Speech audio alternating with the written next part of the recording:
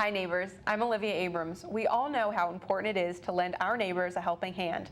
Today we'll discuss different clubs and organizations that help improve student health and life on campus. Then we'll interview one of the amazing nonprofits in Boone that help our community, the Watauga County Hunger and Health Coalition. We're singing, hi neighbor, what do you know and what do you say? Hi neighbor, throw all your worries away. We're here to entertain you in the barber shop style.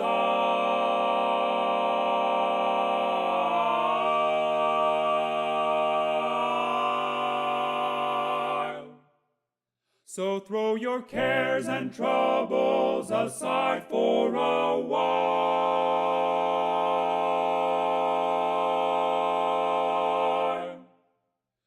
We're singing, hi neighbor, my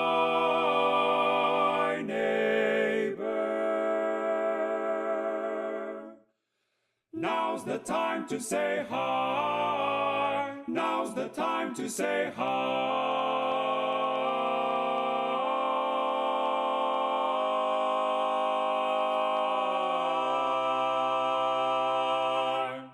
Fall is here, and so are finals. As many students stress over these last weeks of school, it's important to know that App has many programs to help ease students' worries. With me today is Saray Smalls, Wellness Coordinator for Student Programs at the Wellness and Prevention Services. Hi, how are you doing? I'm well, how are you doing? Great. So Saray, tell us what exactly you do at the Wellness Prevention Services Center. Sure.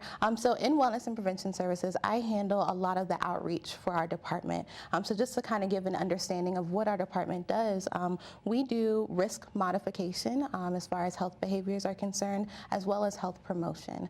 So an example that I often like to use, say stress management, for example. A lot of our students do experience stress, the life of a college student, that transition. So we give students the skills they need to deal with their stress in a preventative manner. So instead of waiting for the stress to take place, we want to make sure that students have the skills that they need to be successful. So, and along with that, handling some of the outreach. So we have wellness weeks that we'll do as a department, various presentations that we offer. I also have the opportunity to work with our wellness educator program, which is WeCan, which stands for Wellness Educators for Change, Advocacy, and Student Needs. It was established last year upon my arrival. Previously, it was two separate organizations that were merged. And so that goal of that particular organization, they are an extension of us as a department. And they help us with outreach. They help us do programs in the residence halls with a lot of first-year seminar classes, etc. Awesome. Yeah. So tell me where the Wellness Center is and where I can go to come find you guys. Sure. So we are currently located in the Miles Annis building, which is the building with the post office box, as we normally tell our students. So it is a post office building on the second floor. So we are in between Student Health Services and the student pharmacy on the second floor. So if you're coming up off of the stairs, we're the door that's dead center. And I say currently because we are currently moving down to the first floor. There's some construction happening over near the Howard Street parking lot. So we'll be moving there probably in the next couple of months. They're still finishing up the construction, but then we'll be on the first floor. Wonderful. You have a nice new building. Yes, nice and bigger offices. In the building. Yes, and much nicer space. Wonderful. Well, I'm really excited to have you co-hosting with me today because we're talking about really everything that you're kind of pushing for, which is wellness and student health and positivity. So I'm very happy to have you. Thank you. And along with that, we have another organization that's called Campus Cursive. And with us today from Campus Cursive is the president, Emily, our guest today. Hi, Emily. How are you doing? Thank you so much. Yeah, thank you so much for having me. Yeah, we're excited. Tell us what Campus Cursive is. So it might sound a little bit strange, but we're actually a club on campus. We just were founded, about a year ago. And basically, we are the App State branch of a more international organization called The World Needs More Love Letters. And basically, we just try to uplift and encourage individuals through tangible acts of love, and we focus on letter writing. Letter writing. So how do you guys, you just meet as a group and you come up with ideas for letters? How do you do this? Yeah, so basically do you remember like Positive Post-it Note Day? I do remember that. So for people who don't know, that was a day that was created by my friend Sam Bender, and she basically just had a day where people could write positive Post-it notes and stick them all around campus. So we're kind of like that on like a more like small scale.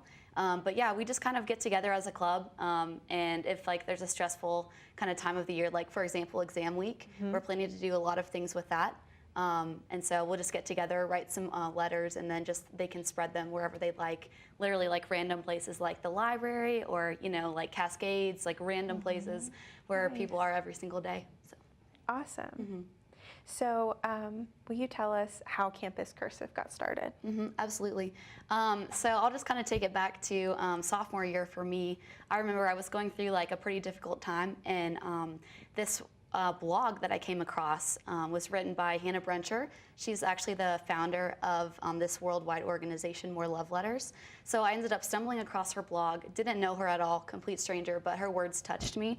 And they just like really inspired me and kind of pulled me out of, you know, the state that I was in. And so she also wrote a book, and it was just really inspiring. And I also found out about the other Campus Cursive chapters that are like all around the country. I believe there's over 100 now. Wow. Yeah, so I just decided to go for it because I wanted to like impact another individual the way that Hannah impacted me. That's awesome. Was Hannah a student when she started this? She wasn't actually. She graduated college and moved to New York City, which can be a difficult place to live. And she was kind of just sucker punched in the face by depression. And she was like on the subway one day and coming home from work, and she saw this lady on the train who looked really like downtrodden and sad. And she just decided to write her a letter telling her that she's loved and that she's worthy. Just saying that, you know, I don't know what you're going through at this particular time, but I know your value and your worth, and I don't want you to ever doubt that, which can be so easy to do. And so by the time, you know, she had finished the letter, the lady was already gone because she was just so focused on writing. And so Hannah decided to just start writing these letters, leaving them around New York City, like park benches, public libraries, places like that for like random people she's never met to find. So Awesome. she's pretty awesome. That is awesome. Yeah.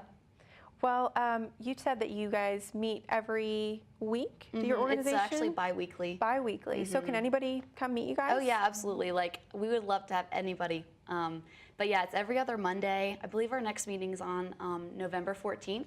So 6:15 to 7:15, just an hour of your day. Sit down, write some letters. I think we're going to be focusing on, you know, exam week, that kind of thing. Definitely. But yeah, we also have another thing coming up. It's this coming week, November 9th. We're having a contact table, and we're doing an event called the Love Letter Bucket Challenge. So I don't know if you've heard of like the ALS bucket challenge. People throw ice on each other. Yeah. So we're kind of doing something like that, but we're just going to be collecting letters, trying to get students to come up to our table, write some, and then we're going to put them all in a bucket and like, get drenched in love letters. That sounds weird, but yeah, so that's kind of our new event. Fun. And where is that taking place at? It'll be in the Union. Okay. I believe it's in the International Hallway, but we'll have signs and stuff so you won't get lost. Okay. And that's next week? This coming week, so this coming Wednesday, November 9th, yeah, from 10 to 2. So what can you say that you feel students have gotten from this organization? Well, as far as like our club members go, we definitely have provided like a safe place, like a community, I guess. As far as like people that we don't know, we've gotten so many people who have found our letters or Post-it notes or whatever. They've taken a picture of it, put it on their social media, and the caption, they would say things like, "Thank you so much for changing my day," or, I don't know, they would just share those like personal stories.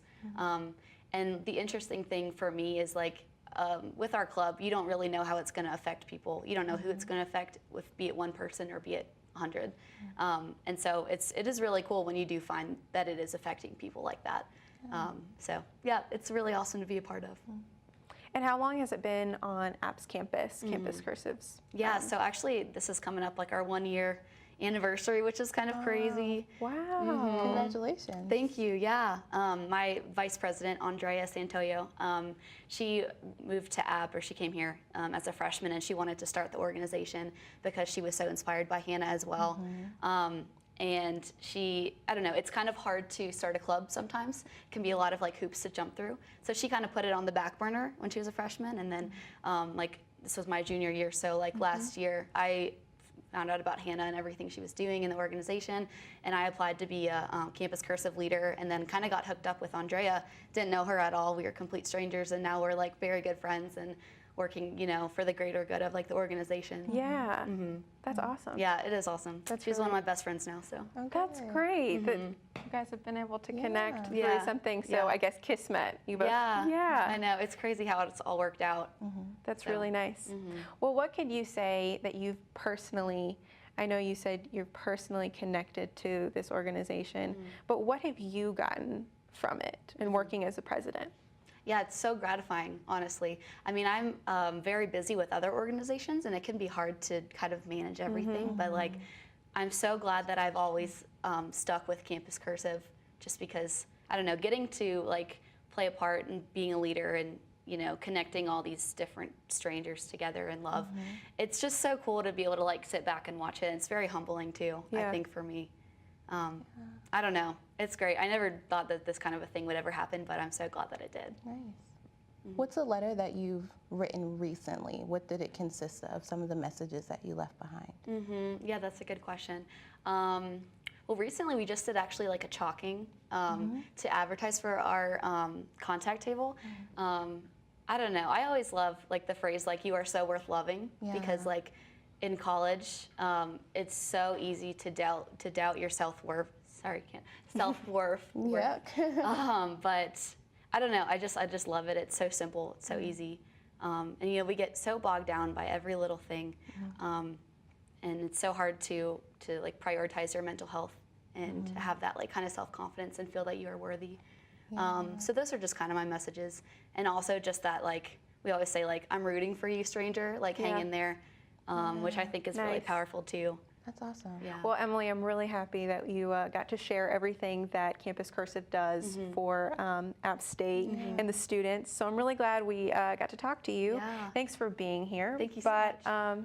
Next up, we're going to have Olivia Patterson from the Student Government Association, and she's going to talk about the health and safety for students here at Appalachian State. Here's to the things that can keep us safe. And now, those that we carry with us everywhere will bring us wireless emergency alerts. With the unique sound and vibration, you'll be in the know, wherever you are.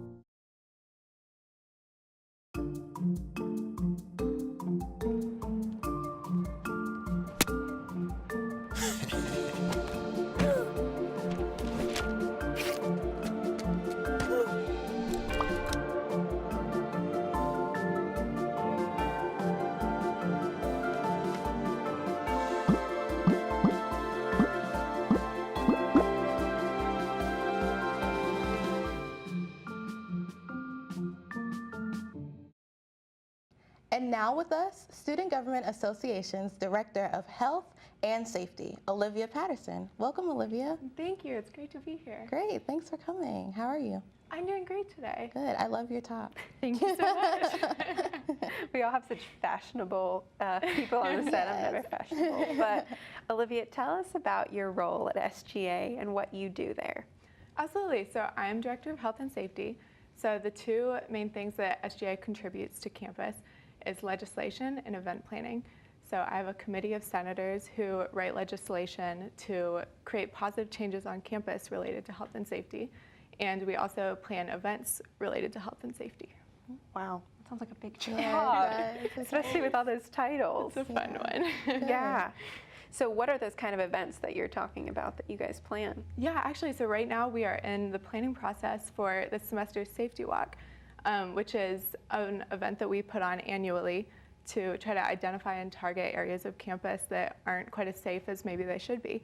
So in this event, my committee of senators will split into groups with administrators and passionate people around campus and take walking tours of campus in dusk or dark and try to identify places that could use a little bit more attention in safety realms and then try to fix them. Nice. Yeah. I definitely, that's not something that I would have thought of because I'm never on campus at dark or dusk. Right. But safety seems like an obvious word for a lot of us, but Of is it really what it sounds like, just being safe, or how would you really describe, I guess, what you guys are looking for out there? Right. Well, we are looking for places that any student, faculty, or staff member could feel any type of safety concern. We like to try to do our part to make this campus as safe for everyone as we possibly can and to represent those student needs. So in the safety walk, an example of a concern might be a pothole that somebody could trip over in the dark, or an area of campus that isn't very well lit for somebody walking home from the library. Yeah. So simple things like that, to maybe a bush that's overgrown a road sign. So any type of safety concern. Okay. Yeah. Well, I know that you guys kind of have both director roles in what you're doing, but do you find maybe that some of the stuff that Olivia is doing might overlap with kind of what your role is? Oh, definitely. A part of wellness is holistic in that it's not just physical activity or nutrition, right? So we have to be concerned about our overall wellness, and safety is definitely a part of that as well. If I don't feel safe, I'm not really able to care for myself in the way that I should be able to, and that's true for our students as well. Be So I well, can yeah. definitely see where there's a connection there. And Olivia, I know that for SGA, you all do kind of mind and body wellness, I guess, promotion during Absolutely. stressful times, like, you know, with finals coming up and stuff.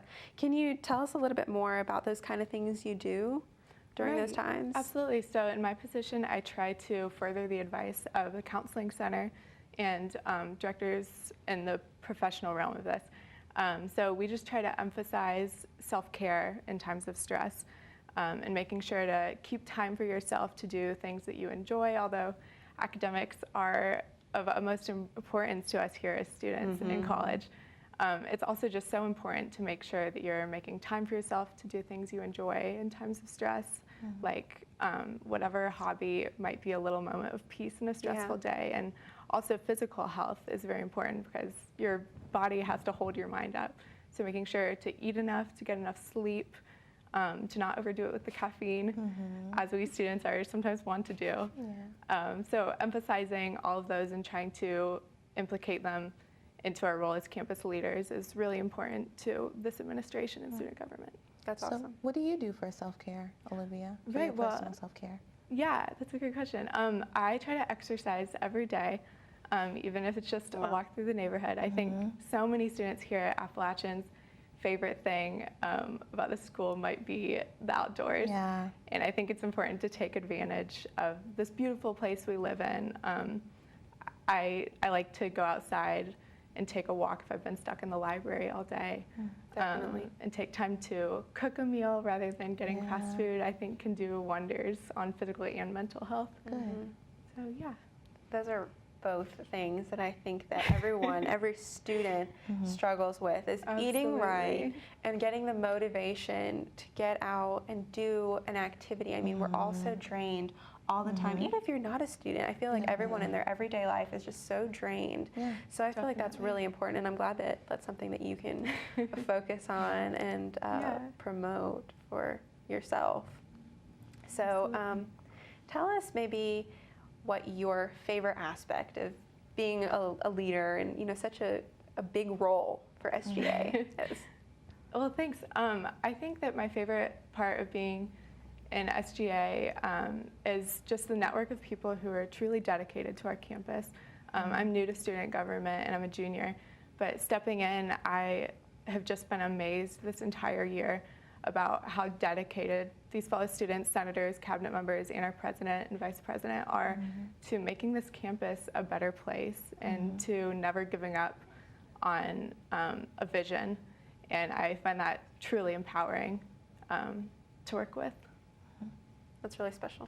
I'm glad that that you are a big part of SGA because I feel like you have a lot to offer and a lot to share. Thank you. And I'm really glad. Saray, do you have any extra points that maybe I missed that you want to point out? Yeah, I do have a quick question too. I don't know if you all have started to plan for the spring semester, but with the fall ending, what can we look forward for from SGA for the spring semester? Absolutely. So one of my personal points of passion is body positivity. Yeah. And I would like to have a lot of events this spring semester with National Eating Disorder Awareness Month being February.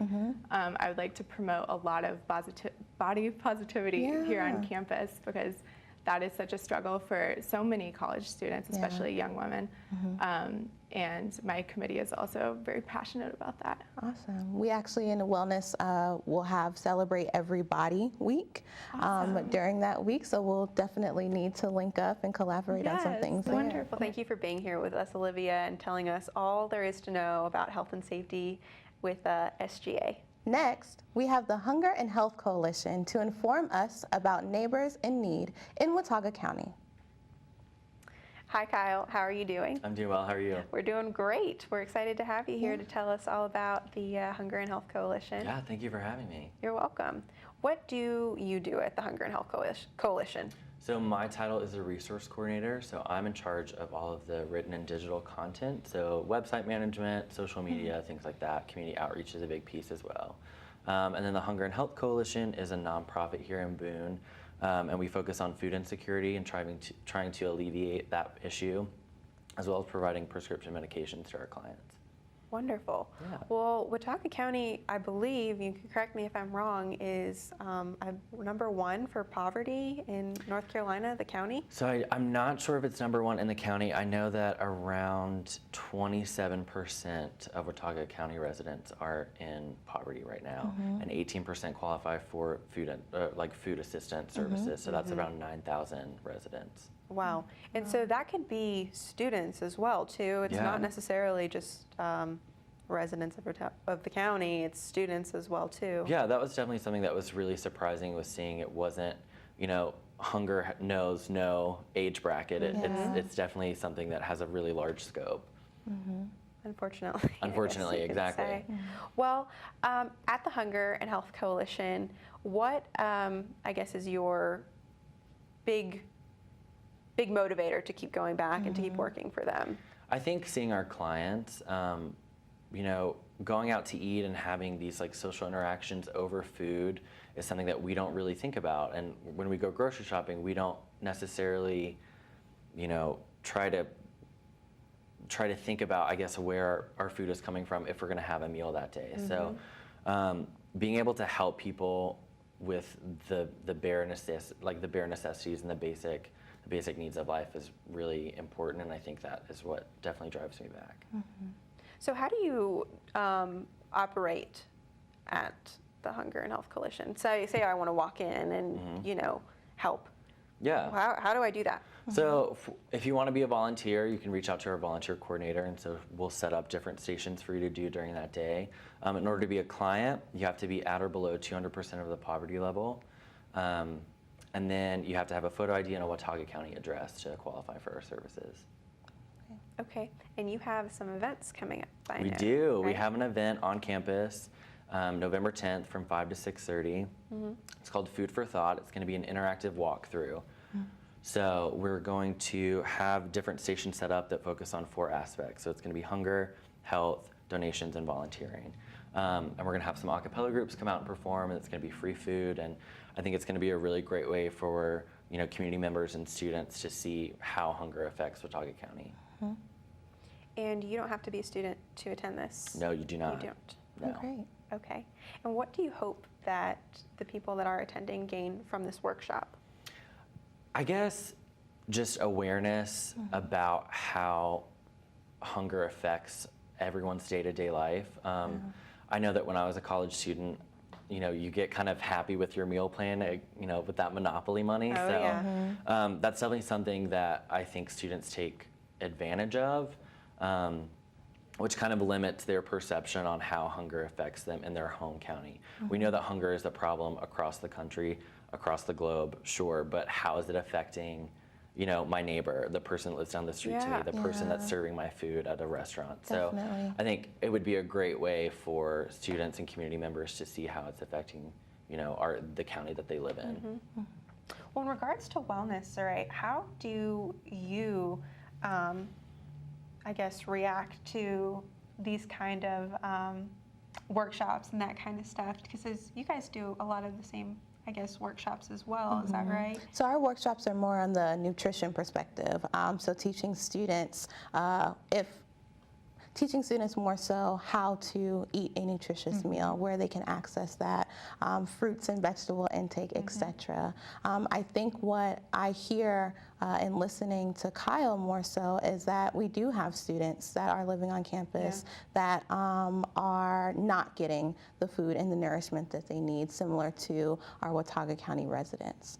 So I think that's a little bit of the connection there. And when I think about holistic wellness, I think about our hierarchy of needs, right? Definitely, and so if we don't have those basic needs taken care of, again, how are we going to be able to care for ourselves in a holistic manner? Yeah.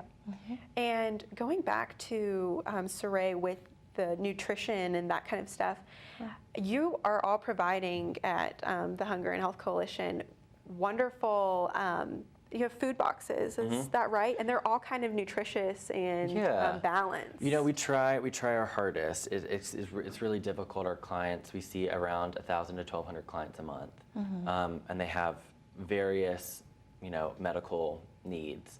So it's kind of hard to tailor every box to, you know, gluten-free, hypertension, high blood pressure, things like that. But we try our best. We also have a fresh market, so we partner with local farmers and grocery stores, and they provide bread and vegetables and fruit.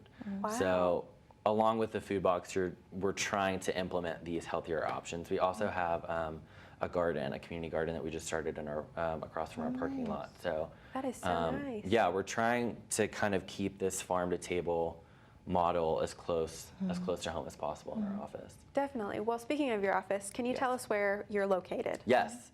We are on 141 Health Center Drive. It's off of Bamboo Road. Okay. It's right near the Hospitality House, if anyone knows where that is. Okay, Kyle. Well, you've been such a wonderful guest to share all of this wonderful knowledge with us today. And tell everybody one more time about the event that's coming up and where it's at. November 10th, 5 to 6:30, Whitewater Cafe in the Student Union. Free food. We're going to have raffles. It's going to be a really good time, and it's going to be super educational. Good. Wonderful. Glad to have you here. Thank you. Thank you so much. Thank you. Well, you'll have to be sure to check that out this November 10th. Tune in next week for science, fossils, and more on Hi Neighbor. Bye, neighbor. We're singing hi neighbor, what do you know and what do you say? Hi neighbor, throw all your worries away. Special thanks to Bouquet Florist for our beautiful flower arrangement today.